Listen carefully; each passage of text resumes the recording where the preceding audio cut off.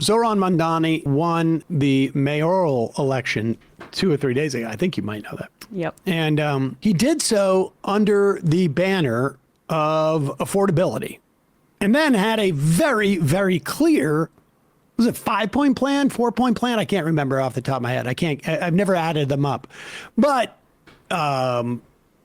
freeze the rent control, apartment rents, make free buses, free and fast, also childcare, and gosh, I'm still suffering from.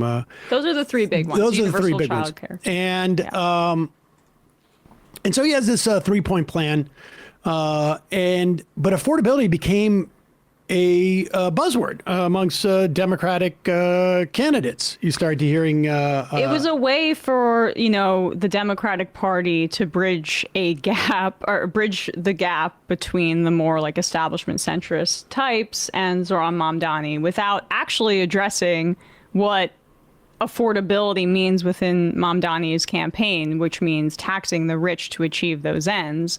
I spoke about this yesterday at the start of the show, but we're going to hear from Trump in a second. Republicans are going to start talking about affordability, and it's really incumbent upon the Democrats to make a distinction about what they mean about providing an affordable life.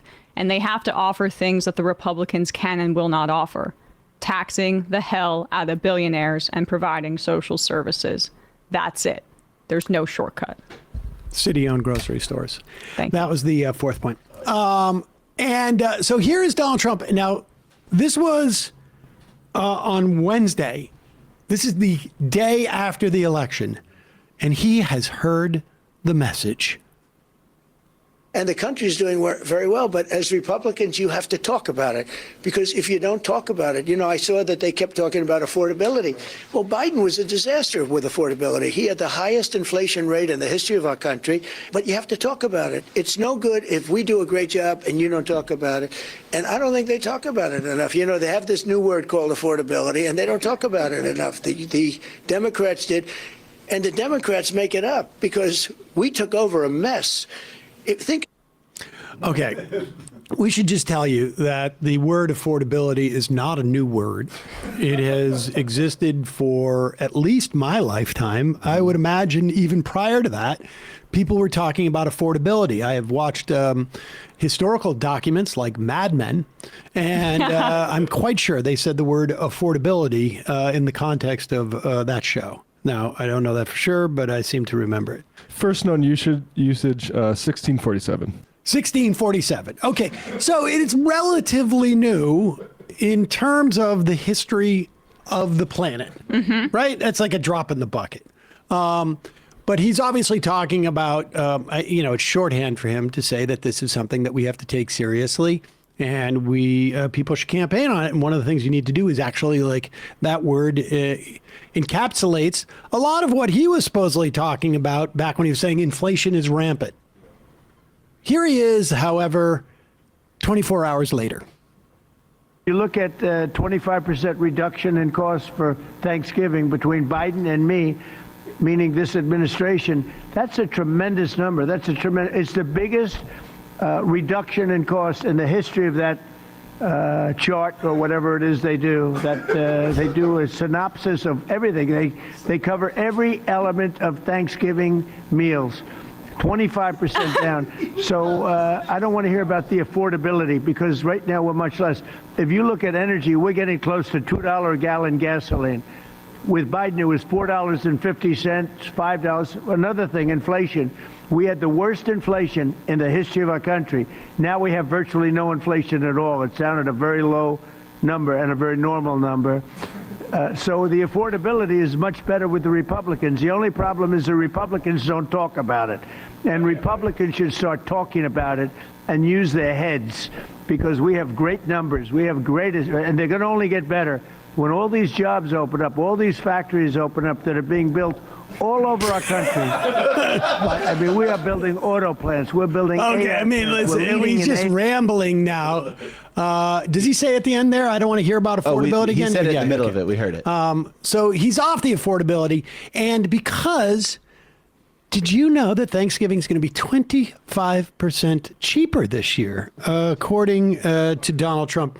Let me explain what he's talking about. It also gives you some insight into how this guy's like brain does or does not work.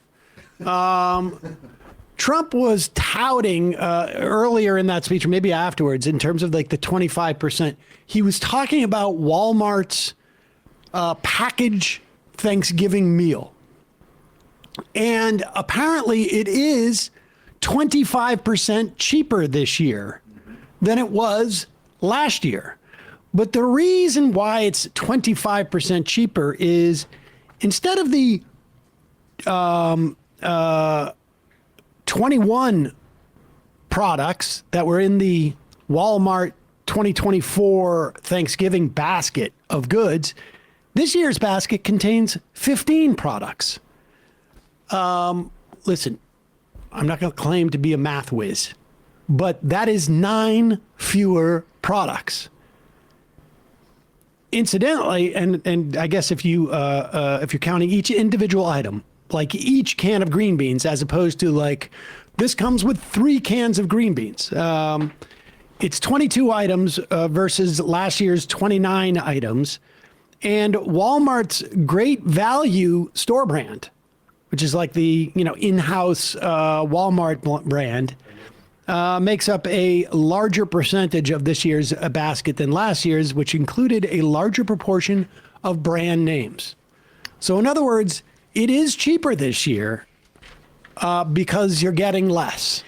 And would cutting SNAP benefits or all but eliminating food assistance for 42 million people, as the Trump administration is trying to do, the courts are forcing them to pay up to, like, I think 62% of SNAP benefits, but it's going to be less for a lot of people, 65% actually. Does that have an impact on affordability when people's food assistance just runs dry because the Trump administration refuses to negotiate with Democrats? Not only is it makes it a lot less affordable for the 42 million Americans who receive food assistance, but we're going to see, in addition to the increases largely in inflation in all groceries across the board, things like coffee are going out of control. There's some other areas that it's going out of control. Farmers are getting hit. When you take that money that 42 million people were injecting into supermarkets, when you take that money out, you're going to see a rise in prices because supermarkets are a volume business. The cost for a supermarket to put out 18 cans of green beans on the shelves versus 25 cans, they're not saving any money. It's a volume business. And if volume goes down, if there's less money coming in, they're going to have to make up for it because they have fixed costs. They have fixed labor costs. They have fixed overhead in terms of like the supermarkets. They don't save money if they put less products on the shelf. They need to move all of the products on those shelves. And so the way they make up for it is they're going to raise prices. And the data from that private firm that is like filling in the gap for the government data that's not available during the shutdown has said that this month of October, in terms of job losses, is the worst since 2003, that over 1 million jobs have been cut this year. People being unemployed or underemployed is a major, major issue for affording anything. And then let alone the tariffs, which isn't even, he doesn't address this, obviously, because he can't. But the average tax on U.S. imports is up to 18% on top of it would be 9% if he just had his regular tariffs. But the emergency tariffs double that, the ones that are at issue right now in front of the Supreme Court. 18% average tax borne by Americans on U.S. imports, up from 2.4% at the start of the year before Trump got into office. How are you tackling affordability, dude, when this I'm whole tariff making regime. sure there's no, Yeah. we have no government reports on it. That's the way I'm tackling it. It's all about him consolidating his power, and then they think in their libertarian worldview that they can basically continue to eliminate things like income taxes and do compounding sales taxes, which is how these tariffs function on regular people. And the lower your income is, the more disproportionately you're going to be impacted by this. So iceberg ahead. Hey, folks, don't forget to hit the subscribe button and check out our daily show. We do it every day at 12 p.m. Eastern for about 2.5 hours. We even take phone calls. You should check that out.